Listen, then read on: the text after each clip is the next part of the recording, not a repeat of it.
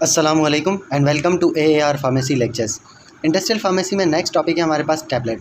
Tablet हम ऐसी doses farm को कहते हैं जिसमें हमारे पास एक्टिव और एडिटिव मौजूद हो विद और विदाउट सूटेबल डाइल्यूएंट। ठीक है, अब उसमें जो है एक्टिव भी होंगे और एक्सिपिएंट्स भी होंगे।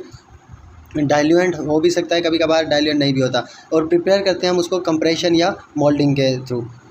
तो इनको जो है ना इसी बेसिस पे दो कैटेगरीज़ में डिवाइड किया गया है, मतलब किस प्रोसेस के थ्रू बन रही है ना उसकी बेसिस पे दो तरह की टैबलेट होती हैं, कंप्रेस टैबलेट या मोल्डेड टैबलेट्स। कंप्रेस टैबलेट्स में हमारे पास कौन कौन सी आ जाती हैं, जिस तरह प्लेन टैबलेट है, सबलिंगुअल टैबलेट है, बक्कल टैबलेट्स है, च्यूएबल है या लॉजेंजेस वगैरह हैं। इसके अलावा सॉल्युबल टैबलेट्स जैसे डिस्प्रिन वगैरह, एफरवेसेंट टैबलेट है हमारे पास, CSE vaginal tablets, coated tablets या सस्टेंड या कंट्रोल रिलीज जो टैबलेट हैं, ये सब की सब जो है कंप्रेस्ड में आ जाती हैं। मोल्डेड टैबलेट्स में हमारे पास अब डिस्पेंसिंग, मतलब स्पेशल हम जो है डिस्पेंसिंग के लिए अलग से बनाई जाए, या जो है हाइपोडर्मिक जो टैबलेट्स हैं वो मोल्डेड में आ जाती हैं। टैबलेटिंग फिज़िक्स अगर हम देखें, पूरा जो प्रोसेस है कंप्रेशन का, सबसे पहले होती है रीपैकिंग। जिस तरह हमने पार्टिकल्स का पढ़ा था कंप्रेशन एंड कॉम्पैक्शन के अंदर, कि रीपैकिंग हो रही होती है जब हम उस पर लोड अप्लाई करते हैं। फिर उसके बाद डीफॉर्मेशन होती है। डीफॉर्मेशन के बाद थर्ड स्टेप में क्या होगा, फ्रेगमेंटेशन होगी, पार्टिकल्स ब्रेक होंगे, फिर उनकी बॉन्डिंग होती है। बॉन्डिंग के बाद डीकम्प्रेशन की जाती है, मतलब उससे प्रेशर हटाया जाता है, और फिर फाइनली जो है टैबलेट इजेक्ट आउट हो जाती है, इजेक्शन हो जाती है। मैन्युफैक्चरिंग का अगर हम पूरा प्रोसेस देखें, सबसे पहले जो है हमारे पास वेइंग होती है रॉ मटेरियल की, जो भी एक्टिव और एडिटिव्स हैं उन सब रॉ मटेरियल का जो है वेइ किया जाता है। उसके बाद मिक्सिंग की जाती है। मिक्सिंग के बाद थर्ड स्टेप होता है ग्रेनुलेशन।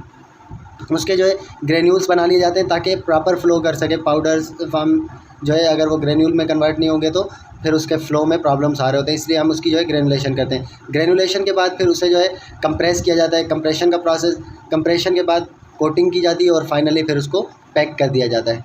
तो ग्रेनुलेशन का जो हमारे पास स्टेप है, टैबलेट मैन्युफैक्चरिंग के लिए ना ग्रेनुलेशन ज़रूरी है, क्योंकि ये जो है ना टैबलेट मैन्युफैक्चरिंग के लिए बहुत ज़रूरी है। कैसे, जैसे हमारे पास अब हॉपर से जो पार्टिकल्स को मूव करना होता है, अगर ग्रेन्यूल की फॉर्म में नहीं हो तो वहाँ पे मूवमेंट में मसले आएंगे। ठीक है, इसीलिए हमारे पास ग्रेनुलेशन का स्टेप बहुत ज़रूरी है। अब मुख्तलिफ़ मेथड्स हैं, ग्रेनुलेशन के टाइप्स हैं। डायरेक्ट कंप्रेशन है, ड्राई ग्रेनुलेशन है, या जो है वेट ग्रेनुलेशन है। सबसे पहला वेट ग्रेनुलेशन। वेट ग्रेनुलेशन हमारे पास बहुत कॉमनली यूज़ किया जाता है और इफ़ेक्टिव भी है, मगर ये थोड़ा डिफ़िकल्ट मेथड है, क्योंकि इसमें जो है हमें सॉल्वेंट ऐड करना पड़ता है और इसलिए थोड़ा डिफ़िकल्ट प्रोसेस हो जाता है।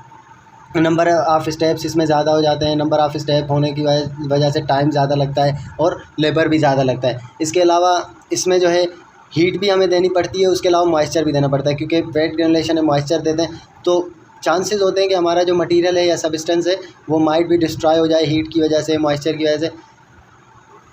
अब वेट ग्रेनुलेशन के अगर हम स्टेप्स देखें, सबसे पहले वेइंग करेंगे, जिस तरह हमने प्रीवियसली कहा था कि रॉ मटेरियल को वेइ किया जाता है। फिर उसकी जो है मिक्सिंग करते हैं। मिक्स करने के बाद उसको सीव से गुजारा जाता है। सीव से क्यों गुजारा जाता है, कि जो भी लम्ब्स वगैरह बने हों, मीन्स बड़े पार्टिकल्स हों, वो सब के सब जो है टूट जाएँ और अलग से जो है हमारे पास एक ही तरह के पार्टिकल्स आ जाएँ। फिर उसकी मॉइस्चराइजिंग की जाती है, मतलब उसमें जो है सॉल्वेंट जो भी हमें देना है वो ऐड करेंगे। फिर उसको दोबारा जो है सीविंग की जाती है, सीव से गुजारा जाता है। फिर जो सीविंग के बाद हमारे पास ग्रेन्यूल्स बन जाते हैं ना, उसको हम जो है ड्राइंग के प्रोसेस के लिए रख देते हैं। ड्राई करते हैं। ड्राई करने के बाद फिर हम उसकी ड्राई सीविंग दोबारा करते हैं। ठीक है, अब दो सीविंग हो जाती हैं, एक जो है वेट और दूसरी ड्राई। मॉइस्चराइजिंग के बाद जो होती है वो वेट सीविंग है, फिर जो ड्राइंग के बाद है वो ड्राई सीविंग है, और फाइनली जो है उनकी लुब्रिकेशन कर दी जाती है। सेकेंड टाइप है हमारे पास ड्राई ग्रेनुलेशन। ड्राई ग्रेनुलेशन हम किन सब्सटेंस के लिए करते हैं, जो हीट सेंसिटिव हों, मतलब जो मॉइस्चर बर्दाश्त ना कर सके या हीट बर्दाश्त ना कर सके, क्योंकि ड्राइंग के लिए हमें हीट भी प्रोवाइड करनी पड़ती है, इसके अलावा मॉइस्चर भी दे रहे होते हैं हम सब्सटेंस को। तो जो ऐसे मटेरियल मॉइस्चर बर्दाश्त ना करते हो, हीट बर्दाश्त ना करते हो, उनके लिए हम ड्राई ग्रेनुलेशन करते हैं। या जो है मटेरियल बहुत ज़्यादा स्टिकी हो तो उनके लिए भी हम ड्राई ग्रेनुलेशन कर लेते हैं, क्योंकि हमें सॉल्वेंट ऐड करने की ज़रूरत नहीं पड़ती। इसको हम डबल कंप्रेशन या स्लगिंग भी कहते हैं। ठीक है, इसमें हमारे पास कंप्रेशन 2 टाइम्स होती है, तो इसीलिए जो ड्राई ग्रेनुलेशन के थ्रू हमारे पास टैबलेट बनती है ना, उसे डबल कंप्रेशन या स्लगिंग का मेथड भी कहा जाता है।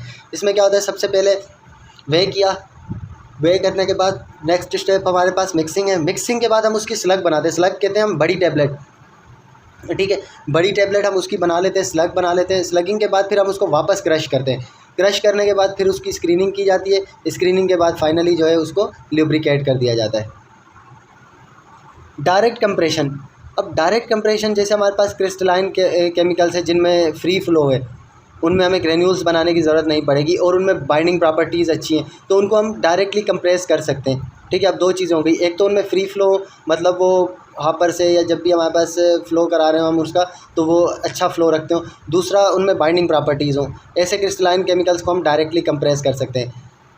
एग्जांपल हमारे पास पोटेशियम सॉल्ट जैसे क्लोरेट है, chloride, bromide, iodide, nitrates, permanganate वगैरह, या अमोनियम क्लोराइड और मिथिनामीन।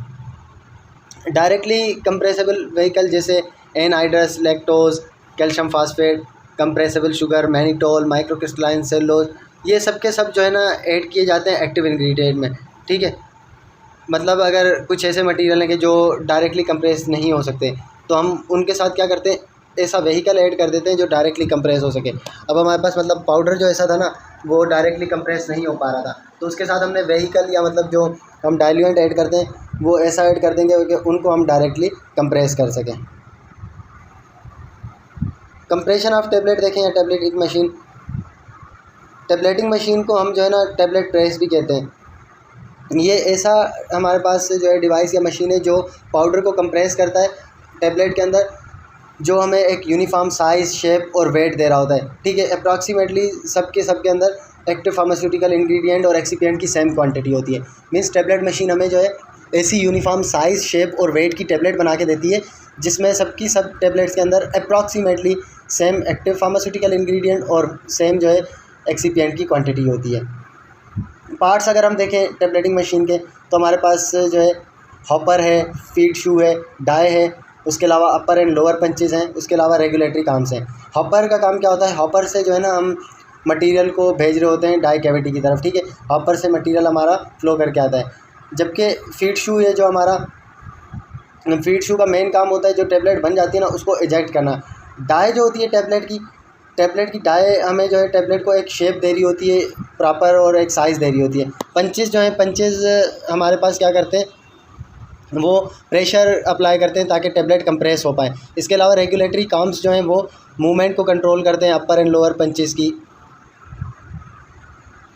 मेजरली हमारे पास 3 टाइप्स हैं टेबलेटिंग मशीन की, single punch machine, multi station rotary punch machine, multi layer rotary tablet machine. ठीक है, डायग्रामेटिकली देखें, सिंगल पंच मशीन है मतलब एक टेबलेट एट अ टाइम बना रही होगी।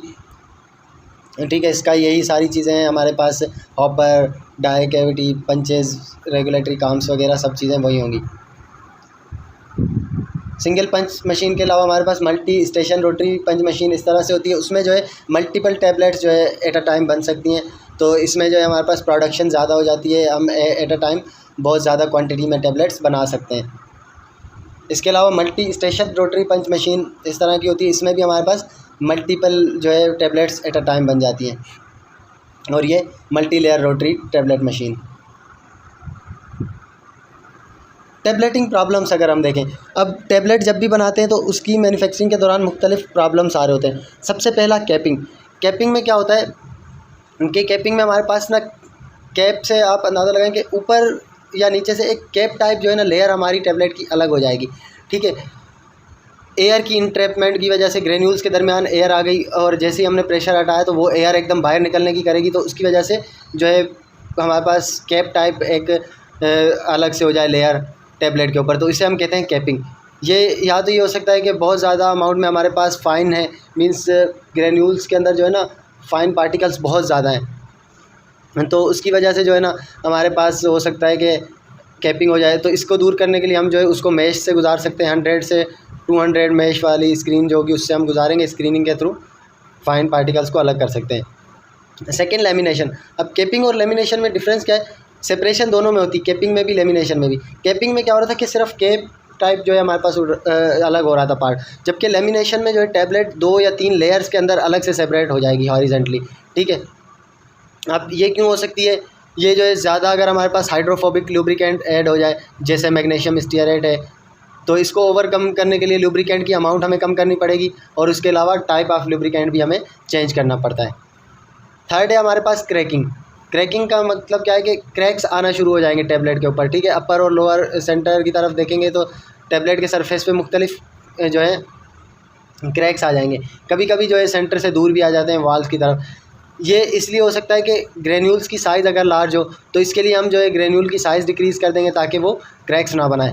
इसके अलावा चिपिंग में क्या होता है कि टैबलेट ब्रेक होती है एजेस या जो उसके बिल्कुल कोने होते हैं ना, वहाँ से टैबलेट जो है ब्रेक होना स्टार्ट हो जाती है। जैसे ही वो प्रेस को या मशीन की डाई कैविटी से निकलती है तो वो कोनों से टूटना स्टार्ट हो जाती है।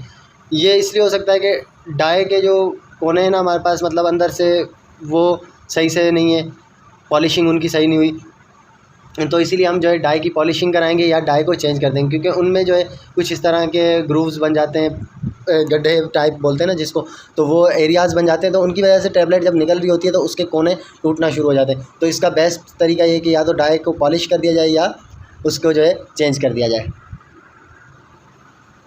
इसके अलावा स्टिकिंग में क्या होता है, हमारे पास टैबलेट मटेरियल जो है ना वो स्टिक हो जाता है पंच के साथ, ठीक है। इसमें एक लार्ज जो है टैबलेट का पोर्शन वो पंच पे स्टिक हो जाएगा हमारे पास। इसका रीज़न हो सकता है एक्सेसिव हमारे पास मॉइस्चर, या जो है प्रेशर पंच का कम है, या मशीन की स्पीड बहुत ज़्यादा है। तो इन सब चीज़ों की वजह से ये हो सकती है हमारे पास स्टिकिंग। 3 चीज़ें, आप मॉइस्चर ज़्यादा होना, उसके अलावा पंच का प्रेशर कम होना या स्पीड ज़्यादा होना। तो इसको ओवरकम करने के लिए हम क्या कर सकते हैं, पहला मॉइस्चर ज़्यादा है तो उसको कम कर देंगे, पंच का प्रेशर बढ़ा देंगे या जो है मशीन कम कर देंगे। और उसके अलावा कभी कभार पॉलिशिंग की वजह से भी हो जाता है, पंचिस की पॉलिशिंग सही नहीं होती तो उस वजह से भी होता है, तो इसलिए हम उसकी पॉलिशिंग भी कर लेते हैं। इसके अलावा बाइंडिंग का क्या मतलब है कि टैबलेट जो है ना वो डाई के अंदर ही एडहेयर हो जाएगी और वहीं जो है टूट जाएगी। मतलब डाई से जैसे ही वो निकलने की कोशिश कर रही होगी तो निकल नहीं पाएगी और उसकी वजह से वहाँ पे फंस जाएगी, बाइंडिंग इन द डाई हो जाती है। ये इसका भी रीज़न हमारे पास जो है डाइस की इम्प्रॉपर पॉलिशिंग हो सकती है, तो इसके लिए हम जो है डाइस की प्रॉपर पॉलिशिंग कर देंगे तो उससे जो है बाइंडिंग नहीं होगी टैबलेट की डाई के अंदर। नेक्स्ट प्रॉब्लम है हमारे पास पिकिंग में क्या होता है कि बहुत छोटी सी क्वांटिटी जो है ना टैबलेट मटेरियल की वो हमारे पास स्टिक हो जाती है पंचेस के साथ, ठीक है। मतलब थोड़ी सी क्वांटिटी जो है सरफेस से रिमूव होगी टैबलेट के और वो जाके पंच पे चिपक जाएगी। इसकी वजह क्या हो सकती है कि हमने लुब्रिकेंट बहुत कम यूज़ किया या इम्प्रॉपर लुब्रिकेशन की है। तो इसका हम कैसे ओवरकम कर सकते हैं इसको, या तो लुब्रिकेंट की क्वांटिटी इंक्रीज़ कर दी जाए या जो है प्रॉपर हम जो है लुब्रिकेंट यूज़ करें, मतलब टाइप ऑफ लुब्रिकेंट हम चेंज कर दें। मॉटलिंग हम कहते हैं जब भी हमारे पास टैबलेट की कलर की अनइक्वल डिस्ट्रीब्यूशन हो, मीन्स टैबलेट को हम कलरिंग प्रोवाइड करते हैं मुख्तलिफ, तो जब भी उसमें अनइक्वल कलर डिस्ट्रीब्यूशन हो तो उसे हम कहते हैं मॉटलिंग। मतलब कहीं डार्क स्पॉट्स आ जाएंगे, कहीं लाइट स्पॉट्स होंगे, ठीक है, यूनिफॉर्म एक नहीं होगा। अब इसका रीज़न क्या हो सकता है कि सॉल्वेंट की जो है ना इम्प्रॉपर मिक्सिंग हो, जो हमारे पास हमने कलर प्रोवाइड किया था उसके साथ अगर प्रॉपर हमारे पास सॉल्वेंट मिक्स नहीं हो पाया तो उसकी वजह से वो कहीं पे जो है डार्क होगा, कहीं पे लाइट होगा। तो इसीलिए जो है हमें प्रॉपर मिक्सिंग करनी पड़ेगी कलर जो भी हम दे रहे हैं उसको सॉल्वेंट के साथ। बहुत शुक्रिया वीडियो लेक्चर को देखने का। नेक्स्ट इंशाल्लाह हम फर्दर टैबलेट्स को कंटिन्यू करेंगे।